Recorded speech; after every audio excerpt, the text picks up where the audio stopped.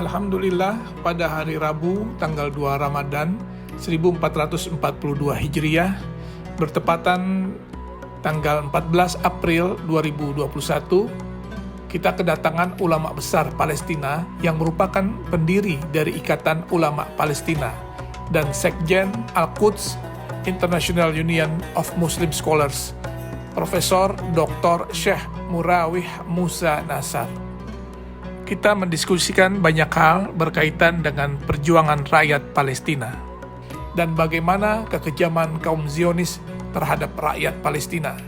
Dan alhamdulillah, beliau juga menyampaikan rasa terima kasih kepada pemerintah dan bangsa Indonesia yang tetap mendukung perjuangan rakyat Palestina. Pada kesempatan itu, saya menyampaikan bahwa UIA akan menerima sebanyak 10 mahasiswa Palestina untuk melanjutkan studinya di Asy-Syafi'iyah dan menerima pula 10 anak-anak yatim Palestina untuk belajar di pesantren khusus yatim Asy-Syafi'iyah yang merupakan gagasan yang diamanahkan oleh Ibunda Profesor Dr. Hajatuti Alawiyah ketika beliau dan saya mendampingi berkunjung ke Palestina bertemu dengan Wakil Perdana Menteri Palestina pada waktu itu. Semoga hal ini dimudahkan oleh Allah Subhanahu wa taala. Amin amin ya rabbal alamin. لما تقدمه في خدمة القضية الفلسطينية وقضية المسجد الأقصى. Saya ingin kenalkan ini sebelah ada Pak Reza Hafiz sebagai Ketua Dewan Pembina dari Yayasan Perguruan Tinggi Asy-Syafi'iyah dan di pesantren yatim. Mustashar di Muassasah Asy-Syafi'iyah dari Jami'at. Saya sendiri Dailami Firdaus sebagai Ketua Yayasan Universitas Islam Asy-Syafi'iyah. Profesor Dailami Firdaus, Rais Al-Muassasah. Pak Rektor, Pak Dr. Masduki, Rektor Universitas Islam Asy-Syafi'iyah. Profesor Dailami Qaddara Lubnan Trablus Jami'at Trablus. كذلك زار فلسطين مع سفير إندونيسيا لدى أردن مع نائب رئيس الوزراء. يعني رئيس الوزراء كان في زيارة في فلسطين. ميقاتي مدير الجامعة رجل فاضل نعم اللي هو جامعة Alhamdulillah. هو صديقي. أيوه. Jadi setelah dari sini kita ajak ke sebelah. وبعد يا استقبال ثم إن شاء الله كما ننتقل إلى مدرجنا. إن شاء الله. Ya, langsung aja. Fadal Syekh. Mari Pak, ikut ke ruang sebelah.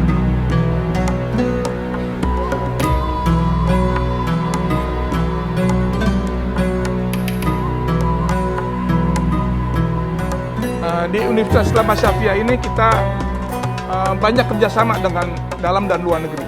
Dan kita juga di sini memiliki lembaga kajian Islam dan Arab yang memang ini sangat menurut saya sangat bagus juga untuk kita bagaimana memperjuangkan dakwah dan juga keislaman di dunia internasional.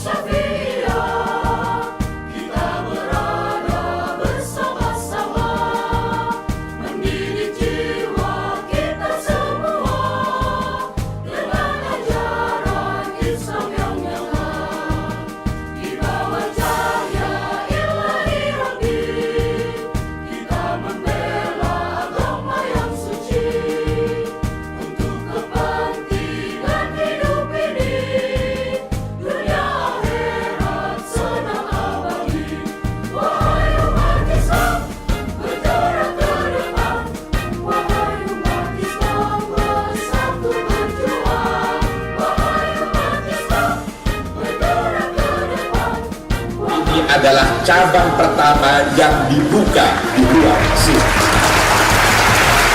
Ke depan, persiapan calon mahasiswa Indonesia di Al-Azhar dilakukan melalui satu pintu, hanya satu pintu, yaitu di pusat bahasa ini karena langsung berada di bawah supervisi Al-Azhar. Di sini adalah kampus untuk terpadunya ilmu dan agama.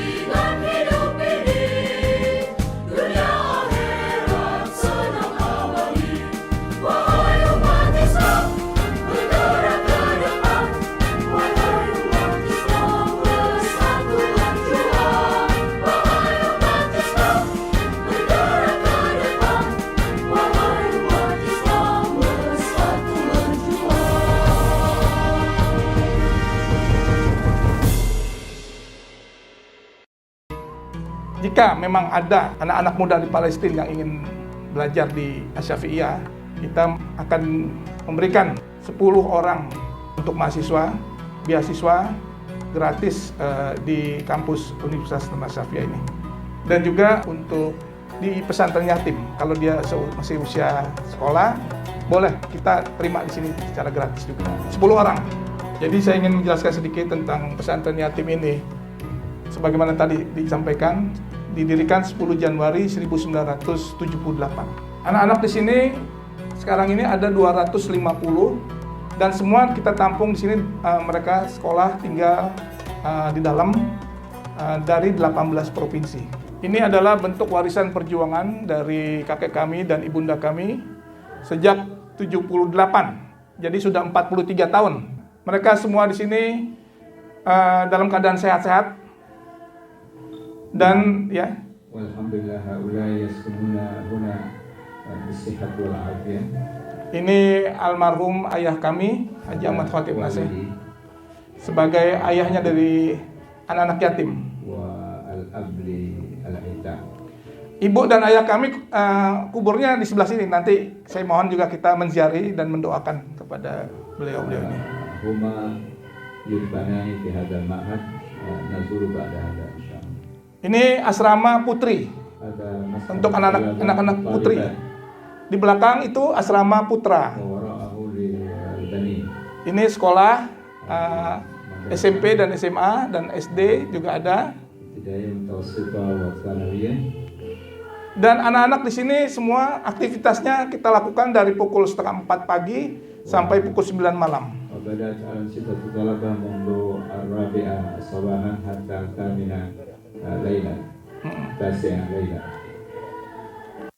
Ya, semua di sini alhamdulillah selain kita memberikan mereka pendidikan formal, juga kita memberikan kepada mereka skills untuk mereka punya keterampilan. Bilidafati ila at-ta'lim ar-rasmi fa nahnu nuqaddimu lahum aidan at-ta'lim al-mihani. Ya, seperti ada keterampilan untuk komputer, ya ini anak-anak mendapatkan keterampilan komputer. Dan juga untuk menjahit. Dan juga ada kita ajarkan mereka bakery, ya, untuk bagaimana membuat roti dan segala macam, ya. Sehingga berguna kalau nanti setelah mereka selesai dari sini, mereka punya keterampilan dan bisa berdikari. Ini kita melatih mereka untuk bikin roti.